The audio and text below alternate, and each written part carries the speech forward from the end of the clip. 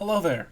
In Amtgard, Wizard is a unique class with the ability to reach out and apply force to any other class. I'm Squire Callahan Ridgeborn, almost a Battlemaster, definitely a wizard, and today I'm here to talk to you about kill combos. So what is a kill combo? Well, wizards have this special ability that for most of the states in the game, we can punish you for being in that state by killing you. And also, we sometimes can put you in that state. So what does that look like, right? Well, here are the states that we can combo with. If you are fragile, stopped, insubstantial, or frozen, the wizards can get you. So let's talk about fragile first. So fragile is the state where a player dies to the next wound. Fragile has a couple of pros. The biggest one is that it has good team play. Anybody can kill a fragile player. Fragile players are not immune to anything. They can be physically damaged and your team can do stuff. The big cons of fragile is it doesn't prevent player action. If that player has access to release, they can release themselves. If a player runs away, they can go and get released. If they're wearing 6 points of armor, it has not slowed them down in the slightest. And then a big problem with fragile is there's very few enablers of fragile. It only comes from ravage and from contagion naturally. Now some monsters have fragile as a natural state, but there's very little in the base game Amtgard that actually applies the fragile state. So it's a fragile combo. Fragile pairs with wounding. Wounding is the combo killer for that. Death strikes off thy left leg and they're dead, right? The pros for wounding are actually pretty high. It is naturally just good all by itself. If you make someone fragile and then start to wound them and they release themselves and you wound them, they are still wounded. The spell is good. It's naturally rechargeable for wizards, so that's a really strong thing. Being naturally recharged times 3 means that you don't have to burn a valuable experience on this. Ravage is the wizard spell that makes someone fragile, is naturally 2 per life. So it's an incredibly cheap kill combo from a points perspective. The big cons are, of course, heal. If someone gets healed and they're not fragile when you hit them with the wounding, they can just heal themselves and get back up. And then, of course, death immunity with paladins being so prevalent right now. At least here in the Rising Winds, it seems like every other fighter is a paladin these days. And so they have that natural death immunity. So, things that make people fragile, again, we already said, it's going to be ravage, it's going to be contagion, it's going to be monsters. Fragile has very few things that actually make it happen. Let's talk about insubstantial. So insubstantial is where you almost become a ghost. It's sort of a weird thing. When insubstantial, you cannot move your feet unless the ability that made you insubstantial specifically says so. You're incapable of interacting with game objects. You're only affected by things that actually affect insubstantial, like release or dimensional rift, something that specifically says it works on insubstantial players. Dispel magic, an example of one of those. If you are insubstantial and you are able to move, you can move through terrain objects, which is cool. You can yell and talk to people as if you were there. You're only sort of phased in or out.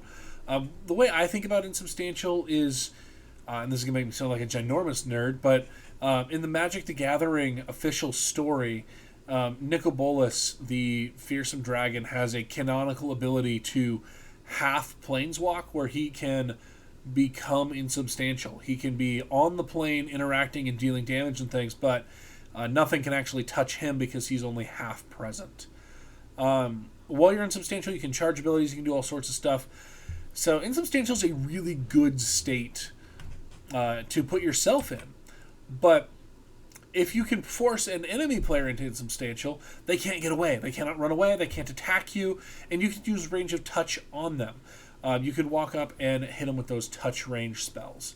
The cons is it limits actions that you have. If you force someone to become insubstantial, you can't hit them with a sword to kill them.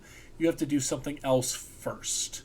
Right, and so that's the big difficulty there. Is it limits your teamwork capacity to only other casters. Dimensional Rift is, of course, the thing that kills insubstantial players. It's got a couple of really big things going for it. First off, it's sorcery. Nobody is naturally immune to sorcery, so being able to hit somebody with sorcery spell, it's pretty good. Targets of opportunity are always around. There are always scouts, and definitely assassins are always making themselves insubstantial, and you can hit them with stuff while they're insubstantial. There are very few enablers. The only active enabler that you get that you can put onto other players is Astral Intervention. Astral Intervention is command school, so it will not work on barbarians, paladins, or anti-paladins. So it really does limit your targeting pool, which is a real bummer because it's a really good combo. Teleporting, assassins, scouts, and enchantments are all things that can make people insubstantial, and then you can punish them for that. Stopped. So a stopped player is incapable of moving their feet, as if their feet have been connected to the ground. Unless otherwise noted, magic and abilities will fail if a stopped player tries to use them. Things like teleport, blink, lost, and banish all require movement and fail when targeting a stopped player. So that is kind of fun.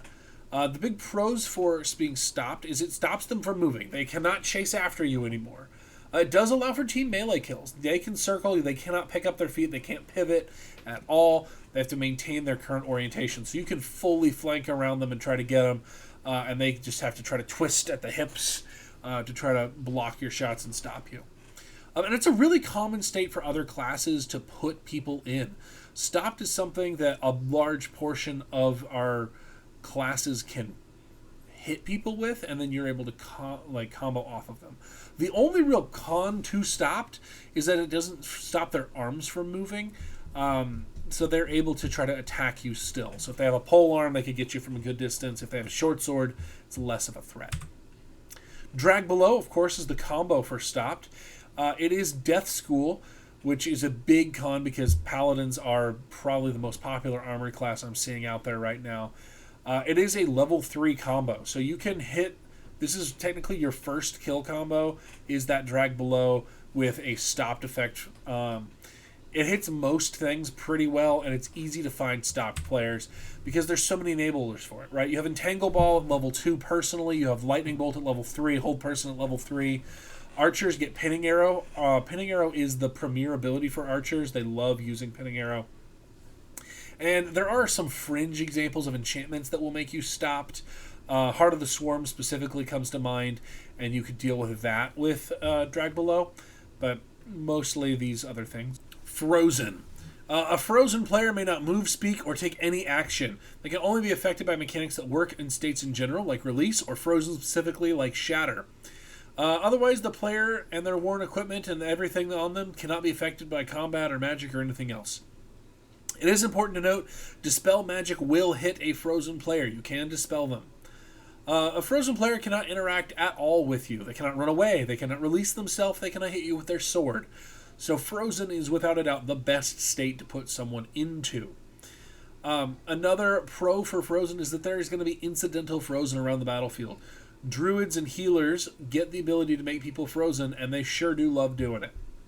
Now, the cons for frozen, it can be oppressive. If you're on a smaller field, if you're up there in those orders of battle, if you're getting near Paragon level skill, you can really hurt a field with frozen. You can make the game very unfun for people. So you have to be careful of that. And it's also kind of just basic, right? Like, oh, you killed them with frozen. Everybody does that. Are you playing optimally, or are you just copying what everyone else is doing because you can't do anything else, right? So that's a con of frozen that I'll point out. Shatter is, of course, the combo for frozen state. It is sorcery school, so it hits everybody. You can use it at range of touch because a frozen player is a consenting player. They have agreed to have Shatter cast upon them, so you can swift it. There are not really any cons to Shatter. You can cast it at range, you can cast it up close, you can swift it. The only thing I can think of is that it's sort of a per refresh spell, and so you have to use an experience to get it multiple times, but even then that's not a huge deal at the level that you're looking at, because it's an all-around good spell. The enablers for making people frozen, of course, there's Ice Ball. Ice Ball is the classic way of making frozen people frozen. Icy Blast is out there. Warriors will use True Grit. So Warriors can use True Grit to become frozen, and then usually they'll shake it off to get unfrozen faster. But if you're quick, even if they've shaken it off, you can use your Shatter to destroy that frozen warrior. Stone Form on Druids. So now they just updated Stone Form. It used to be that they would just be like, I take the form of stone, the earth releases me, and then they're moving again. But now they have to say the earth releases me twice. And so you have an opportunity here where if you're right on top of them, you can hit them with that Shatter before they can do anything else. There are some enchantments that will also make players frozen. Phoenix Tears is the big one that you'll see most often. We're going to compare the kill combos, and we're going to look and see what we can actually do to people. So, kill combos by syllable. Let's look at this. So, we have the enabler, we have the actual kill, and we have the full combo. So, let's look at each of these in turn. So, Shatter and Ice Ball. So, the Ice Ball is the enabler here, around 23-ish syllables, and then Shatter is a pretty good number. And so we can look and we can see all of these are. So let's look at the worst one. The worst one is Dimensional Rift and Astral Intervention. If you look at that, that is out past 60 syllables for each of these. And then if we look at the best one, on paper, the best one is Wounding and Ravage, because they really shortened Ravage. Ravage used to be the worst because it was Death shall ravage thy flesh and make thee fragile, Death shall ravage thy flesh and make thee fragile, Death shall ravage thy flesh and make thee fragile, and then Wounding on top of that. But now, Ravage is just Death shall make thee fragile, which is a much, much shorter thing. So the combo here is actually a lot shorter, and they are both Death School.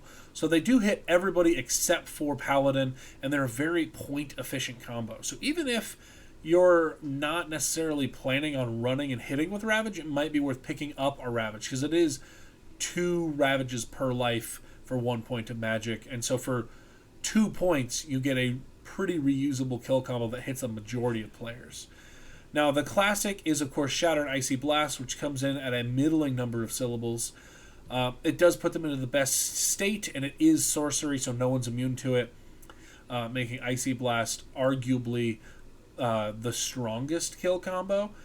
Personally, I would rather see Dimensional Rift and Astral Intervention, because Dimensional Rift is already sorcery. I'd like to see Astral Intervention switch to being sorcery, because it is so much longer, and then maybe make Icy Blast something else that is a little easier to be immune to, or even just take it out of the game entirely. Because then you would maintain that sorcery, but it's a much longer incant, so it's a lot harder to pull off. Whereas, you have right now a medium incant that is very easy to do and is very powerful because it hits everybody. So make that one that hits everybody the hardest to actually cast, and then it'll be a little more balanced. But as you can see, Drag Below has the most number of things that combo with it, with 2 different spell balls, and then also a verbal. Everything else either has a single verbal, or in this case, 1 spell ball and 1 verbal. So Hold Person is the most versatile. Drag Below is the most versatile. Shatter is the second most versatile, and then these 2 are fairly locked in here. So let's talk about teamwork. Anti-Paladin obviously does not stop or freeze, but Archer will stop, Assassin will stop, Barbarian does neither, Bard does neither, Druid can do both. It can stop and freeze, Healer can stop and freeze, Monk does neither, Paladin does neither, Peasants are stupid and do neither, Scout will stop, and Wizard can stop and freeze. So if we look, there are a total of 6 classes that can stop and 3 classes that can freeze.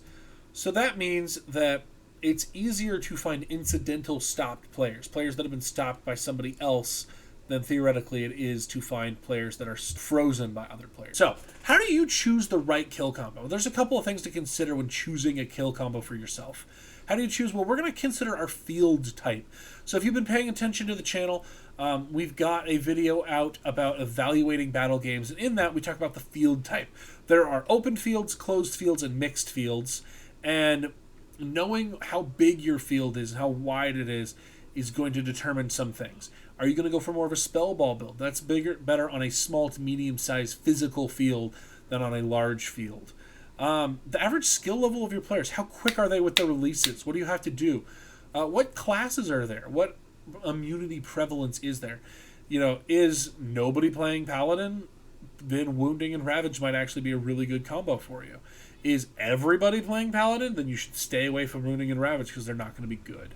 Right? Another thing to think about when you're choosing your kill combo is how oppressive are you going to be? Is this a local park and you're trying to play at a Paragon skill level? If you're trying to play at a Paragon skill level, don't take Icy Blast Shatter.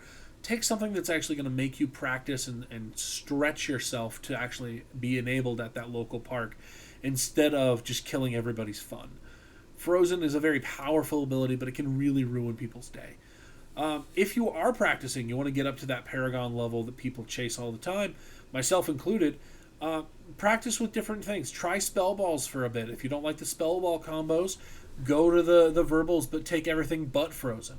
Spread yourself out. Make sure you know how to do all the kill combos, because all of them are important and have different places where they'll matter. Okay? Alright. So, the next Wizard video is going to be how I would rebalance Wizard if I was in charge of the Amtgard rule set. I'm really looking forward to this video. I think it's going to be a fun theory crafting video, and we'll talk a bit about how Wizard is built and understanding the bones of the class, so that'll be fun. So keep an eye out for that. Thank you for watching. If you made it all the way to the end here, I really appreciate you. Leave me a comment down in the comments which kill combo is your favorite, and please remember to subscribe so you get more awesome wizarding and battle gaming content. I'll see you in the next one.